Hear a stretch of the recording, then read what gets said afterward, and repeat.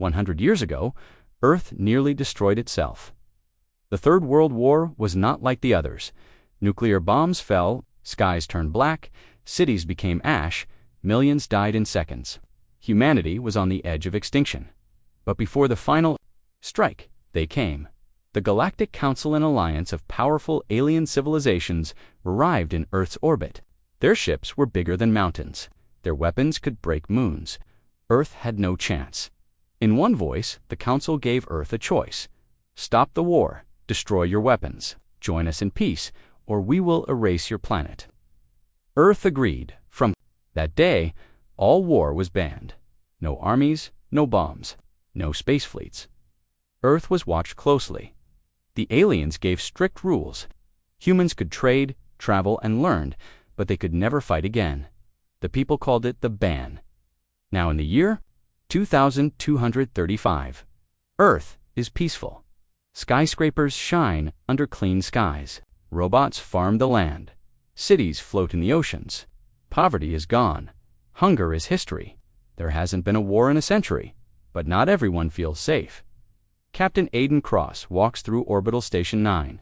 High above Earth, once a soldier, he now works as a peacekeeper. He watches the stars, listens to strange signals, and guards the planet from threats the public doesn't know about. Cross stops in front of a large glass window.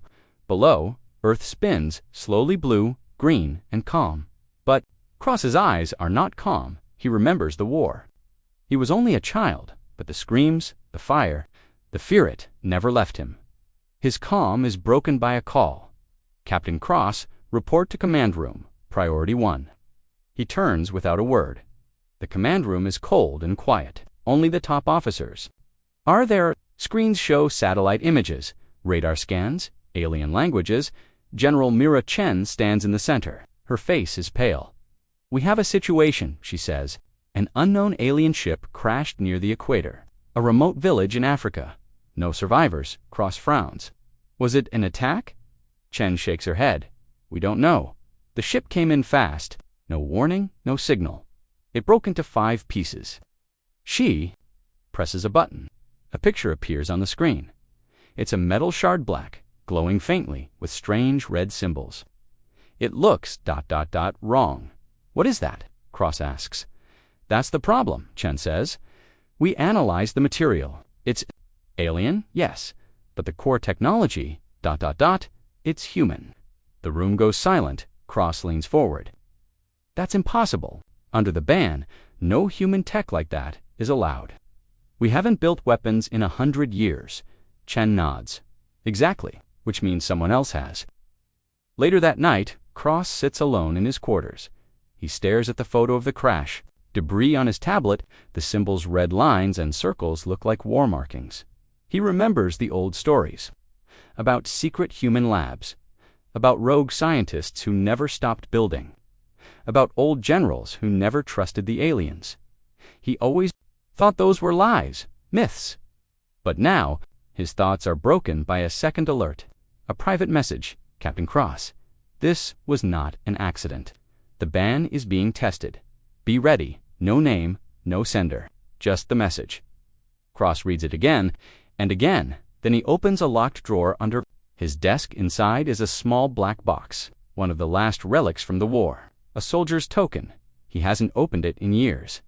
His fingers hesitate, then he opens it. Inside is a medal, and a small metal chip, engraved with an old code, A117. Project Phoenix. The ban was supposed to be forever, but something is waking up. 3 days later, news spreads. The village where the ship crashed is gone. No survivors, no witnesses. The council sends a probe, but someone destroys it before it reaches the site. Earth denies involvement. The council remains silent. The people of Earth feel uneasy. Whispers begin. Was it really an alien ship? Why did the council stay quiet? Are we in danger? In secret halls, old leaders meet. Old files are reopened. Buried projects rise again. And far above Earth, Captain Aiden Cross looks out at the stars. He knows the truth now. Someone out there is trying to start a war, and Earth may have no choice but to finish it. Captain Aiden Cross stood inside the dark meeting room, deep under Earth's surface. Only a few officers were present. Their faces were serious. Their voices were low. The room was part of a secret base Echo. It was hidden under Antarctica. Not even the Galactic Council knew it existed. It was built during the last war, then buried when the ban was signed. Now, after 100 years, the doors of Base Echo had opened again, and that meant only one thing. War might return. General Mira Chen pointed to a hologram floating in the center of the room.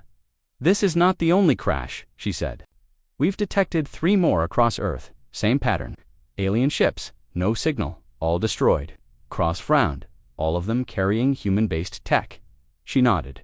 "Yes, and someone is jamming our satellites. Someone wants us blind."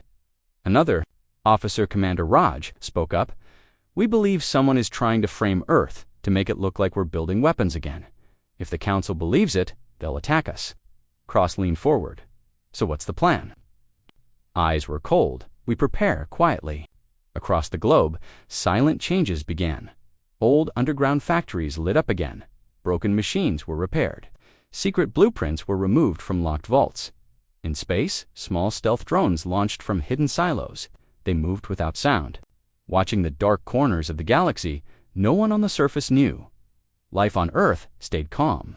The news showed music, sports, and science. No one spoke of war. No one spoke of the ban, but below, something was rising. Of the old bunkers, dust still covered the walls. He saw engineers testing long-forgotten devices, magnetic rifles, energy shields, stealth suits. One scientist handed him a metal tablet. "You trained in Project Phoenix, right?" she asked. Cross nodded slowly. "Long ago, before it was shut down, we rebuilt it." She smiled and improved it. On the screen was a prototype of a new fighter ship, sharp edges, hidden guns, solar wings. It was called the Revenant. "It flies in silence," she said. "No heat, no signal. It can strike before they even know it's coming." Cross stared at the image. It was beautiful and deadly. That night, Cross sat alone again. He looked at Earth from the station window. It still looked peaceful, but he could feel it in his bones. Peace was a mask now. Underneath, fear was growing. He remembered the message he got earlier. "The ban is being tested. Be ready." Who had sent it? Was it a warning or a threat? Cross didn't know. But he was sure of one thing. The enemy wanted Earth to be afraid. But Earth was not weak. Anymore, not this time. On the far side of the moon, hidden in the shadows, a strange alien ship floated. It was not like others the Council used. It was darker, older, silent, inside. 4 beings sat around a black table. Their skin was silver. Their eyes glowed red. They were not part of the Galactic Council. They had stayed in the shadows for thousands of years. They called themselves the Varnock, and they hated humans. "Earth is rising again," one hissed. "They should have died in their last war," said another. The leader stood. "We will force them to break the ban. Then the Council will destroy them for us." He pointed to a large screen. On it was Captain Aiden Cross's face. "Start with him." Back on Earth, strange things began happening. A satellite exploded without reason. A science lab in orbit caught fire. A deep-sea listening station vanished. Each time, the Galactic Council asked Earth for answers. Earth replied with confusion. But Cross knew someone was setting the stage. They were building pressure, making Earth look like the enemy, making Earth look dangerous. Inside Base Echo, General Chen gave the next order. "Activate the Titan Protocol." Large door opened. Behind it stood a black capsule the size of a building. Its surface shimmered. Symbols glowed along its edges. It was Earth's most secret project, a ship made during the war. Then frozen in time, the Titan-class warship, codename Oblivion. Only 3 were ever built. 2 were destroyed. 1 remained. "If war comes," Chen said, "this ship is our last hope." Cross looked at it in silence. "And if we use it," he said, "the ban is truly broken." Chen nodded. "Then we make sure the galaxy knows. We didn't start this." Back in orbit, a new message was intercepted. No origin, no language known, just one line translated by Earth's AI systems: "Let the war begin. Your silence ends now." Kraus read the message and clenched his fists. The game had started. But Earth was no longer sleeping. The silence ended in fire. It started with a distress call from Titan Base 7, one of Earth's secret listening stations near Saturn. The voice on the radio was shaky and full of static. Unmarked ships, they're all around us. Shields breaking, tell Earth, they know. Then nothing. Only silence. Captain Aiden Cross stood frozen inside Command Room 3. The red alert lights flashed. Officers rushed between screens and panels. Data poured in, images, energy readings, last known positions. But it was already 2. Late. Titan Base 7 was gone. General Mira Chen slammed her hand on the table. That base held 30 of our best minds. All dead. And the Council's sensors didn't detect a thing. Not in the usual way they bend gravity. They hide in space-time shadows. This tech, it's not from the Council. Cross looked at the images from the destroyed base. No heat trail, no engine signature. Just a hole in space, and then a flash of light. It's them, he said softly. The ones behind the fake crashes. The ones trying to frame us. Chen nodded. Earth had no choice now. The ban was still in place, but Earth's leaders met in secret. The votes were fast. Activate defense. Prepare retaliation. Do not tell the Council. In orbit, Base Echo came alive. The first Revenant-class fighters launched. They were fast, small, silent. Captain Cross led the first squad. His ship glided like a shadow across Saturn's rings. No sound, no light. Mission: investigate Titan Base 7. Search for survivors. If hostile ships return, they saw the remains. Titan Base 7 was now a floating graveyard. Debris spun slowly in space. Burning metal, frozen bodies. Pieces of Earth's flag drifted past the cockpit windows. Then the warning came. Contact. Unknown ship vector 116, approaching fast. Cross's screen flashed. 1 ship. Then 3, then 7. They were back. Engage. Cross shouted.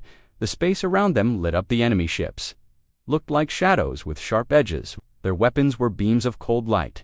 They made no sound, but every blast shook the stars. Cross rolled hard to the left.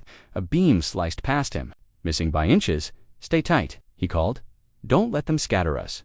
His wingmate, Vega, fired a pulse missile. One enemy ship exploded in blue fire. One down, she yelled, but more came. They were fast, smarter than machines, moving like they knew human tactics. We're outnumbered, someone shouted. Cross knew they couldn't win here. Send the data to Earth, he said. Then get out. We can't lose everyone. He fired 3 shots into a large enemy cruiser, buying his squad a few seconds. Retreat. The Revenants turned. Only 5 of the 12 made it back. Back at Base Echo, the mood was cold. Cross stood before the Council of Commanders. He replayed the footage. Titan's ruins, the enemy ships, the fast escape. When the screen went dark, no one spoke for a while. Then General Chen stood up. Earth has been attacked directly. This was not a mistake. This was a message. She turned to the group. The ban is already broken. The question is, do we admit it to the galaxy or fight from the shadows? Most stayed silent, but Cross spoke. If we don't fight, we die. If we fight in secret, we still die. So let's stop pretending. The enemy wants us destroyed. Let's give them a reason to fear us again. A moment passed. Then one by one, the others nodded. Earth would fight. 3 days later, a secret weapon was moved into orbit. The Titan-class warship Oblivion. Only the top leaders had ever seen it. Now the world would soon feel its power. It was massive, longer than 3 cities, black as night. Its engines could fold space. Its weapons could crack moons. And Captain Aiden Cross was now its commander. As the ship left orbit, the enemy made their next move. A signal was intercepted. Strange code, unlike anything Earth had seen before. Dr. Quinn decoded part of it. It said, "You fight now." Good.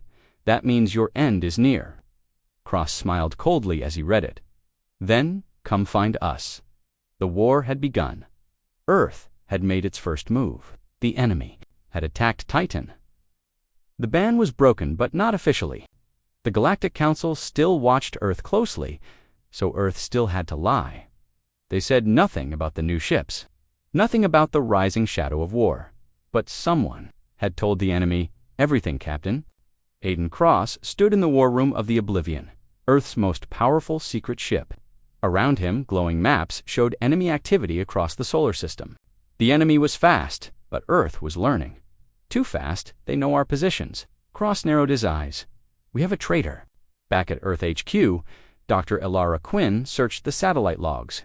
She noticed something strange, a hidden signal sent from Earth to deep space. It was small, almost impossible to detect, but it was real. The signal didn't come from a rogue base. It came from inside the Earth Defense Council building. From one of the top officers, Cross flew back to Earth under cover. Only 2 people knew of his visit, General Chen and Dr. Quinn. He entered the council building at night, wearing a stealth suit. Cameras didn't see him. Guards didn't notice. Dr. Quinn met him in a dark hallway. The signal came from this floor, she whispered. Only 6 people had access. He's in charge of alien relations. Cross's jaw tightened. Let's pay him a visit. Inside Holt's office, everything looked normal. Photos of planets on the walls, diplomatic awards on the shelf, a clean desk. Clean. Cross found a small black cube under the table. And defense codes, he's been feeding them everything. Quinn said. Cross said nothing. He pulled out his sidearm. Minutes later, Holt entered his office. He stopped when he saw Cross sitting calmly in his chair, holding the cube. Care to explain this? Cross asked. Holt's face turned pale. He tried to run. Cross grabbed him, slammed him into the desk. Why? Holt struggled, then laughed bitterly. Because Earth should never have joined the Council. They control us, they fear us, and now we're waking up again. So you helped the enemy? Holt nodded. The Varnak offered me a place in the New Order. Earth has no future in the Council's hands. The Varnak understand strength. Cross punched him. I saved it. The Galactic Council would accuse all of Earth. They'd say Earth broke the ban with full intent. They'd demand full surrender. But now, Earth had no choice but to keep preparing for war. In silence, General Chen stood in front of Earth's top commanders. We have confirmed the enemy's name, she said. They call themselves the Varnak, she said. In the Zethra cloud, their fleet is growing fast. If we wait, they'll attack Earth itself. Chen nodded slowly. The Oblivion. 3 days later, Cross stood on the bridge, staring into the stars. Behind him, the Oblivion moved through space like a ghost. No lights, no signal, no sound. It passed asteroid belts, broken moons, and dead stars heading straight for the Zethra cloud. The hiding place of the VARNAK. Captain Aiden Cross stood on the command bridge, watching a storm of purple dust swirl on the edge of space. Lightning flashed across the cloud like it was alive. The Varnak base is inside that. His pilot asked. Cross nodded. That's what the data shows. Somewhere in there, they're building a fleet, maybe hundreds of ships. Commander Vega stepped forward. We go in. Cross looked at the storm, then at his crew. Inside the Zethra cloud, sensors stopped working. Waves of energy twisted time and space. Static filled the radios. Gravity pulled in strange directions. It was like flying through a living nightmare. But the crew was trained. They kept going. Appeared on the radar, not one ship, not 2, thousands. Thousands. The Varnak fleet was massive.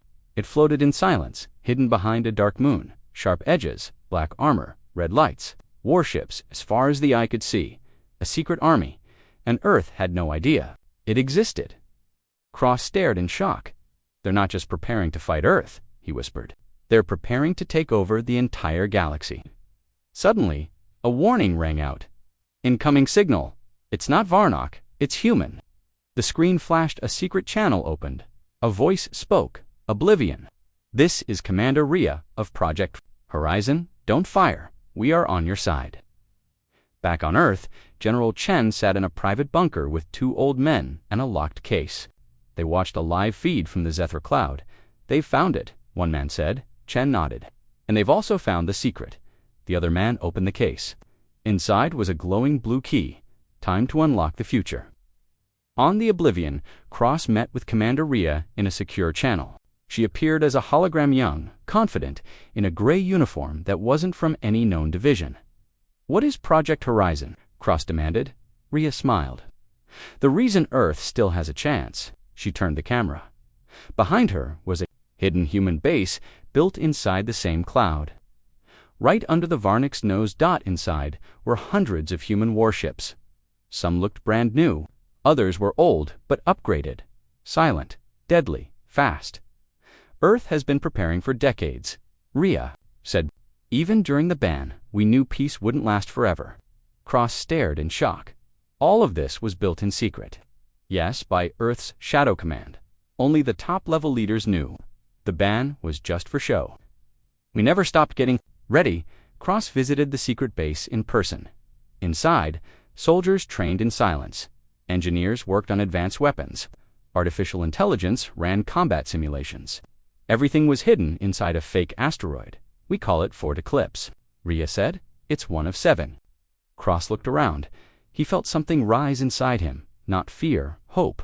Later, in the command room, Cross stood before the combined fleet. Oblivion, Revenant fighters, and now the hidden army from Fort Eclipse. He opened a secure channel to General Chen on Earth. You should have told me. Chen's face appeared on the screen. Cold.com. We couldn't risk it leaking, even to you. This changes everything, Cross said. We can win. Chen nodded. Yes, but now the Council is watching. If they discover Fort Eclipse, they will attack Earth themselves. Cross didn't flinch. Then we hit the Varnak first. We show the galaxy that Earth doesn't bow anymore. The next day, the fleet moved. Hundreds of human warships formed up behind the Oblivion. It was Earth's largest fleet in 100 years, and it had only one goal: destroy the Varnak before they launch. Cross stood at the front of the bridge, helmet on, voice steady.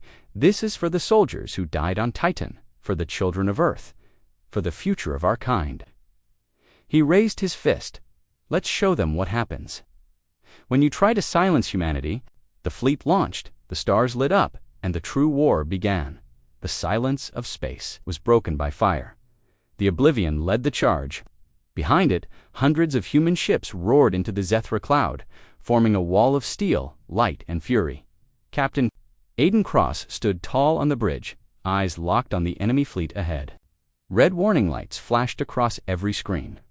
Varnak warships had already begun to move slow at first, then fast like shadows waking from sleep. Weapons Hot Commander Vega reported. Targeting locked orders, sir. Cross raised his voice. No more hiding, no more waiting. All Unix fire. The sky exploded. Missiles flew. Lasers sliced through the darkness. Shockwaves tore apart space itself. Earth's hidden fleet slammed into the Varnak armada with full force. The first wave hit hard. Varnak cruisers were caught off guard. Several enemy ships burst into flames before they could return fire. But then, the real battle began. The Varnak struck back. Their ships moved in strange ways, twisting, warping, bending space around them. Their weapons were different too, beams of black light that didn't burn. They erased. One human ship, the Eagles. Cry vanished in a flash. No explosion, no wreckage, just gone. Dr. Quinn's voice called over comms. Avoid direct beams. They tear ships into another dimension. Cross gritted his teeth, spread out fire from all angles. Do not stop. Inside the heart of the battle, chaos ruled. The Oblivion took hit after hit, but its armor held strong. Massive cannons on its sides fired plasma bolts the size of trucks. Every shot crushed enemy ships, like paper, but the enemy was endless. Every time one Varnak cruiser fell, 2 more arrived. Cross looked at his screens. Too many. We need more power. Then, a voice came through the static. This is Commander Rhea. Fort Eclipse is launching the backup wave. Hold your ground, Cross. Help is coming. 20 more human ships jumped into the battlefield. New models, faster, smarter, armed with weapons powered by stolen alien tech. Earth wasn't just fighting. Earth was learning. The tide began to turn. Commander Vega's squad broke through the enemy line. Her fighters danced between beams and missiles, striking like lightning. Direct hit on enemy flagship. She called Dot. It exploded in green fire, sending pieces in every direction. On the other side, a human stealth ship planted a fusion bomb inside a Varnak carrier. It detonated silently, creating a glowing hole in space. The Varnak began to fall back, but they were not done yet. Suddenly, a giant Varnak ship appeared. It was twice the size of the Oblivion, covered in spikes, surrounded by shields. Its engines hummed with dark energy. "That's their command ship," Dr. Quinn said. "Their queen is aboard." Cross's eyes narrowed. "Then we end it now." The Oblivion turned. All engines roared. It faced the Varnock. Command ship head dash on. Cross gave the order. "Fire the Titan lance." A massive cannon rose from the top of the ship, glowing with white-hot energy. It had only one shot. The crew held their breath. The weapon charged, but just as it fired, Yoda, black shield appeared around the enemy ship. The beam hit and bounced off. Deflected, Vega gasped. Cross clenched his fists. They knew. They were ready. Then the Varnock Queen sent a message. Her face appeared on every human screen. Silver skin, red eyes, a voice like a whisper. "You dare challenge the stars. You are children playing with fire. Surrender, and I will spare your planet." Cross stepped forward. "Camera on. We are not children. We are the storm. And if you come for Earth, you better come ready to burn." He cut the signal, and launched a final order. Board the command ship, a team of elite human soldiers launched from the Oblivion in stealth pods. They raced toward the enemy queen's ship. Their mission: breach the core, plant a bomb, end the Varnock leadership. As the battle raged outside, they entered the enemy hull. And inside, they saw something terrifying. Rows of human prisoners, thousands still alive, wired to machines. Their minds used to power Varnock tech. One of the soldiers called back to the Oblivion. "Sir, they've been capturing our people for years." Cross froze. The Varnock didn't just want Earth gone. They wanted to feed on it inside the Queen's chamber. The squad fought their way to the core. Blasts, screams, blood. But one soldier, Lieutenant Hellrich, the center. He planted the bomb. The Queen arrived, towering and cruel. Hale smiled through his cracked helmet. "This is for Titan." He pressed the button. The Varnock command ship exploded. The blast ripped through space. Enemy ships nearby were torn apart. Their fleets scattered in panic. On the Oblivion, Cross stared at the wreckage. "Is it over?" Vega asked. Cross didn't answer, because something was rising from the debris. Not a ship, a signal, a deep voice in an alien language. Translated instantly, "You broke the ban. Now face the wrath of the Council." The war against the Varnock had shaken the stars, but now something worse had come. The Galactic Council, the oldest and most powerful alliance in the galaxy, had broken its silence. Their message echoed across all human frequencies. "You have violated the ban. Prepare for judgment." Captain Aiden Cross stood in the Oblivion's war room, watching the signal on loop. The Council's voice was calm, cold, final.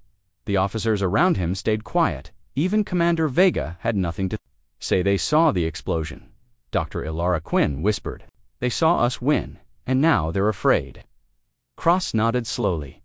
Not afraid, angry. Back on Earth, in a secret bunker under the Andes Mountains, General Mira Chen stood before a small screen showing dozens of alien faces. From across the star stall, thin creatures with glowing eyes, wide foreheads, or silver scales. They stared with cold judgment. One of them spoke. "General Chen, Earth has broken the peace accord. You used banned weapons. You built a hidden army. You attacked a foreign fleet. Explain yourselves." Chen stood firm. "We were attacked first. Our base on Titan was destroyed. Our people were being taken. You did nothing," another alien replied. "You had no right to act without our approval." "We had no choice," Chen answered. "The Varnock were preparing to wipe out Earth." A pause followed.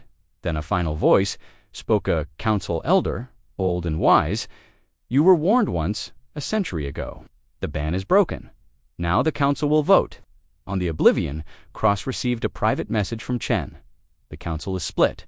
Some want peace, others want Earth erased. They're afraid of what we're becoming." "And what are we becoming?" Cross asked. "What they tried to stop 100 years ago," Chen replied. "The strongest force in the galaxy. Ours." Past then, the final decision came. A message from the council.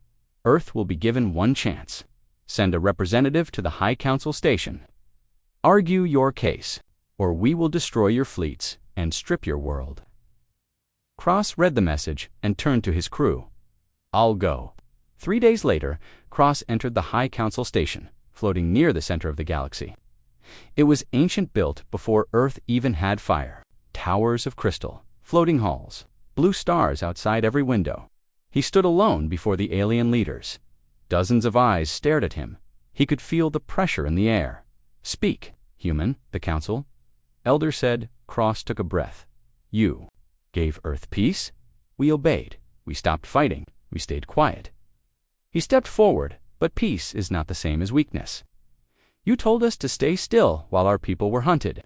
You wanted us silent while we were being erased." Murmurs filled the room. Cross raised his voice. "Yes, we broke the ban, because the ban failed to protect us." He tapped his wrist. A hologram appeared, images of the Titan base in flames. The Varnock harvesting human minds, the command ship, exploding. "We didn't start this war, but we finished it." The room was silent. Then one alien spoke. "You've shown great power, Captain Cross, but what will you do with it now? Conquer, expand." Cross answered clearly. "We want peace, but we're ready for war." Another alien asked, "And if the Council decides to punish Earth?" Cross's face stayed calm. "Then we'll remind you why humans were feared in the first place. Back on Earth, the people waited. Would there be peace, or would the skies burn?" Then the Council replied, "Earth will not be destroyed, but the ban is lifted. From this day forward, humanity is no longer under Council control. You will govern yourselves, you will protect yourselves. But if you bring war to innocent worlds, we will return." Inside the Oblivion, cheers echoed through the halls. Cross returned a hero, but he didn't smile. He looked out the window, where dozens of stars shone like cold eyes. "They let us go," Vega said, standing beside him. "No," Cross replied. "They let us rise." Across the galaxy, new whispers began. Earth is free. Earth has an army. Earth is back. And in the dark corners of space, new enemies started watching. 1 year later, the galaxy had changed. The ban was gone. The Galactic Council no longer controlled Earth, and Earth was no longer afraid. From deep orbit above the planet, the Oblivion floated like a guardian. Now fully upgraded, it led a fleet of powerful ships. The Revenants, the stealth-class Phantoms, and the rebuilt Titan, Armada, all born from Earth's pain and silence. Captain Aiden Cross stood on the bridge. Behind him, Earth spun slowly, stronger than ever. Across the stars, other worlds now reached. Out to humans, some wanted peace, some wanted trade, some wanted help, but others pirates, warlords. Old enemies still saw humans as weak. They would learn. General Myra Chen stood in front of the United Earth Council, now held in a space station high above the moon. Leaders from every nation and colony sat in a large glass chamber. "For 100 years we were quiet," she said, "but silence nearly killed us." She raised a hand. A new flag unfolded behind her, a black star over a silver Earth, surrounded by 12 rings. "From this day forward, Earth will follow its own code. We call it the New Law." The new law had 5 rules. Earth will never start a war, but Earth will never run from one. Any species that threatens humanity will face full force. All humans on any planet are under Earth's protection, and no enemy will harm Earth. Without pang and fire, across the galaxy, the message was broadcast in every language. This is Earth. We are awake. We are armed, and we are no longer alone. Inside the Oblivion, Commander Vega walked up to Cross holding a report. New colony on Kepler 6 requested patrol ships. They're afraid of Varnock survivors. Cross nodded. Send to cruisers. Show the flag, Vega smirked. They'll sleep well tonight. At a secret station near Mars, Dr. Elara Quinn oversaw the Phoenix Project Han advanced AI defense system. Dozens of satellite weapons, drones, and interceptors circled Earth. Every starship now had human-built AI faster than any alien code. Earth was no longer behind. Now, it was ahead in deep space, far beyond the Council's reach. A message was intercepted. An alien warlord, known as Cravel the Hollow, spoke to his followers. Earth is rising too fast. We must strike before they grow stronger. But before they could act, a single Revenant-class ship appeared. The warlord laughed, until that one ship destroyed 3 cruisers in one pass. "This is Earth Patrol," the pilot said. "Leave the system or be removed." Cravel fled. The galaxy began to whisper a new truth. Do not test the humans. They fight like no other. Back on Earth, children learned about the War of the Ban in school. They saw pictures of Titan Base, the Varnak fleet, and the brave soldiers who stopped it all. They read about Lieutenant Hale, the man who gave his life to destroy the Varnak Queen, and they remembered Captain Cross sat on a quiet hill looking at the stars. He could see the glowing lights of human ships in orbit. He remembered the first battles, the fear, the loss, the silence, and then the roar of Earth's return. "We were meant to fight," he said softly, "but not to conquer, to protect." Behind him, a small girl ran up a young cadet from the academy. "Captain, the Council just signed a new peace treaty. They want Earth as a full member now." Cross smiled. "Let them wait."